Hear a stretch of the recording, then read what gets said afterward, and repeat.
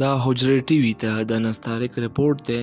جلیل افریدي د فرنټیر پوسټ منیجنګ ایډیټر په یو ټویټ کې مریم نواز شریف تنقید وکړو چې په هغه کې هغه صرف نه د هغې سیاسي بیانیه په ډاګه کړه بلکې د پیکا اکټ د هتیار په توګه استعمالولو باندې هم تجزیه وکړه.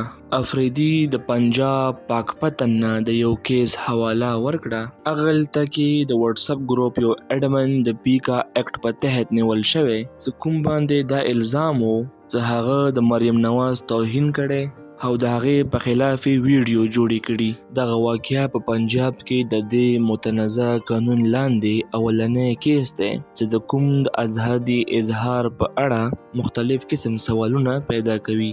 د افریدي تنقید د پاکستان سیاسي منظرنامې تضاد ښيي. یو طرف ته پیکا اکټ چې کوم د سایبر کرایم د مخنیوي دپاره جوړ شوی خو په حقیقت کې د سیاسي دباو یو ټول په اړه استعمالیږي چې کوم نه کارکنان، صحافیان او سیاسي مخالفین متاثره شوي. دویم طرف ته مریم نواز چې کومې سره ډیر زیات سیاسي مراعات او سره سوخت دی په دې تناظر کې ځان مظلوم ګڼلی شي. د پاکپتن دا کیس یو تشویشناک مثال دی کوم چې په ملک کې د ازادي اظهار رای زوال ښيي. د افریدي رای دا ظاهروي چې دا قانون د انصاف دپاره نه دی جوړ شوی بلکې سیاسي خلک د تنقید نه بچ کولو دپاره جوړ شوی دی. د افریدي تنقید دا ښيي چې پیکا اکټ د سیاسي کنټرول دپاره دی نه کې د احتساب د پرمختګ دپاره. دا حجرې ټي وي ته د نستعلیق رپورټ و.